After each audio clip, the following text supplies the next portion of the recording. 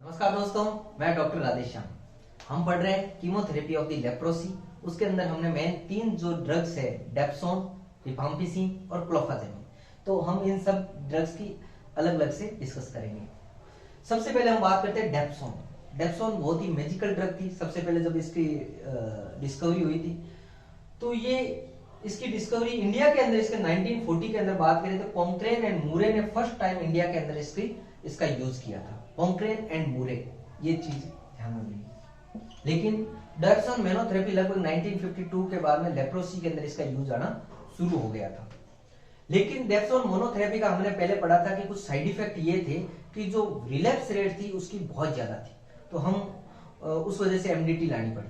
लेकिन हम अगर डेप्सोन की बात करें, हिस्ट्री इसके बारे में यही है। इसकी स्ट्रक्चर वेरी इंपॉर्टेंट है। ये एक सल्फोनामाइड ड्रग्स है, सल्फोनामाइड। तो इसका नाम क्या होता है? इसको डीडीएस भी बोलते हैं। डीडीएस क्यों बोलते हैं साहब इसको? 4,4 डाई एमिनो डाइफिनाइल सल्फोन, इसकी ये स्ट्रक्चर है। 4,4 डाई एमिनो डाइफिनाइल, ये 2 फिनाइल ग्रुप हो गए, और सल्फोन, ये चीज है इसकी स्ट्रक्चर। इसके अलावा इसकी फार्मेकोकाइनेटिक्स के बारे में बात करते हैं तो फार्मेकोकाइनेटिक्स, इसकी बायो अवेलेबिलिटी लगभग 70 से 80% तक होती है। 70 से 80% तक इसकी बायो अवेलेबिलिटी होती है। प्रोटीन बाइंडिंग 70 से 90%, हाफ लाइफ 10 से 50 आवर तक, और एवरेज 28 आवर। तो ये जनरल बातें हैं। किसने डिस्कवरी की थी, इसकी वेरी इंपॉर्टेंट स्ट्रक्चर क्या है, और इसकी बायो अवेलेबिलिटी 70 to 80% होती है। अब हम आगे पढ़ते हैं कि इसका मेटाबॉलिज्म कैसे होता है और आगे की फार्माकोकाइनेटिक्स। आगे हम पढ़ते हैं डेप्सोन का मेटाबॉलिज्म क्या होता है। डेप्सोन का मेटाबॉलिज्म 2 टाइप से होता है। एक तो हाइड्रोक्सिलेशन होता है, एक एसिटाइलेशन होता है। इनमें 2 एंजाइम काम आते हैं। सबसे पहले बात करते हैं एन एसिटाइल ट्रांसफरेज एंजाइम। इसकी सहायता से डेप्सोन बनता चेंज होता है मोनो एसिटाइल डेप्सोन के अंदर। इस एंजाइम की सहायता से मोनो एसिटाइल डेप्सोन के अंदर ये, इसके बाद में ये क्या होता है, लिवर के अंदर इसका कॉन्जुगेशन होता है, ग्लूकोरोनाइडेशन होता है।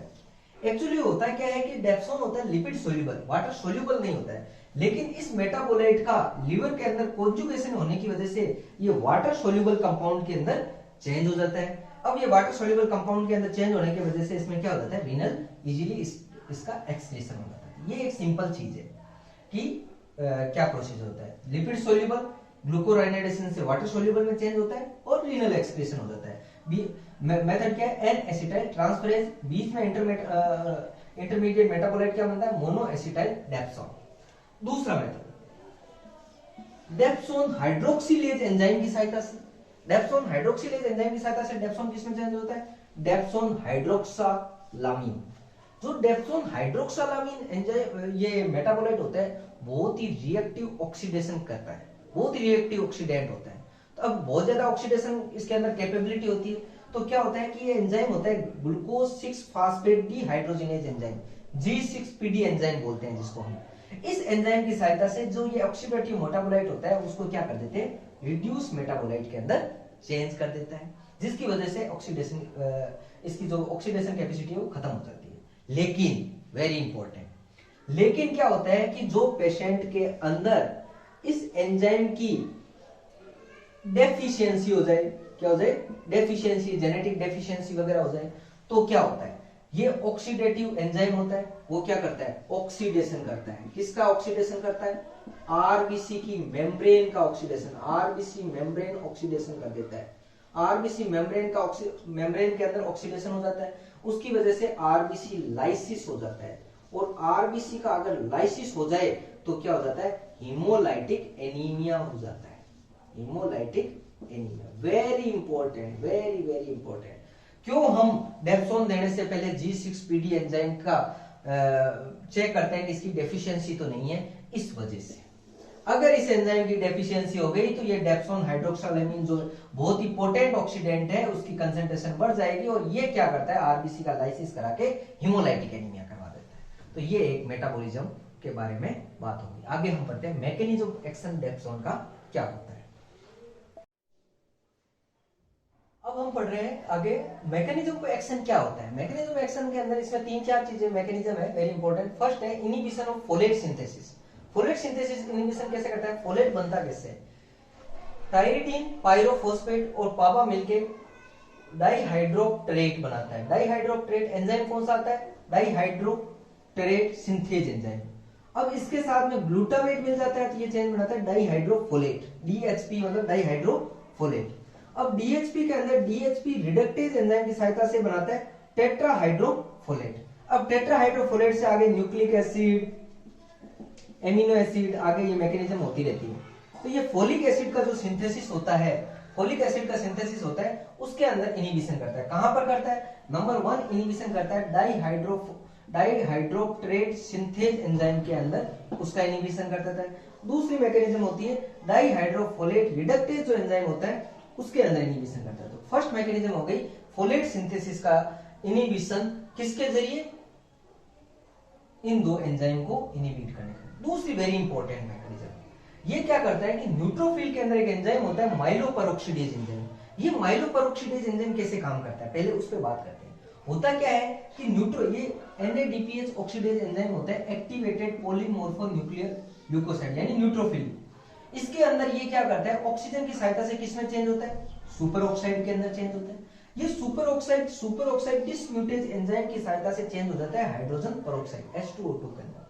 अब क्लोराइड H2O2, ये क्लोराइड और H2O2 इस एंजाइम की सहायता से, ये एंजाइम कहां पर है? PMNL न्यूट्रोफिल के अंदर है, पॉलीमॉर्फोन्यूक्लियर ग्लूकोसाइड एंड न्यूट्रोफिल। उसके अंदर क्या होता है, इस एंजाइम की सहायता से H2O2 और क्लोराइड किसमें चेंज हो जाता है? हाइपोक्लोराइड और कुछ ऑक्सीडेंट के अंदर चेंज हो जाते हैं। तो अब ये प्रक्रिया, ये जो इस एंजाइम की वजह से क्या होता है, ऑक्सीडेटिव रिएक्शंस होती है। उस ऑक्सीडेटिव रिएक्शन की वजह से टिश्यू डैमेज होता है। ये एक मैकेनिज्म होती है सिंपल टिश्यू डैमेज की, हाइड्रोजन पेरोक्साइड और क्लोराइड इस एंजाइम के साथ। तो डेप्सोन क्या करता है, न्यूट्रोफिल के अंदर इस एंजाइम को इनिबिट कर देता है। इस एंजाइम को इनिबिट कर देते हैं तो ऑक्सीडेशन रिएक्शंस होएगी नहीं, और वो होएगी नहीं तो टिश्यू डैमेज नहीं होगा। तो दो मैकेनिज्म हो गए, पहली inhibition of folate synthase, inhibition of neutrophil माइलोपेरोक्सीडेज। इसके अलावा हमने बहुत सारे स्टडी में देखा कि डेप्सोन का यूज बहुत सारी न्यूट्रोफिलिक डर्मेटोसिस में होता है। इस वजह से इसकी पैथोजेनेसिस के अंदर हमने देखा कि ये क्या करता है, न्यूट्रोफिल का जो कीमोटैक्सिस होता है इन्फ्लेमेशन वाली रिएक्शंस के अंदर, उसको इनिबिट करता है। कीमोटैक्सिस इन्फ्लेमेशन के अंदर हम देखते हैं एडेशन, माइग्रेशन, ये चीजें भी होती है।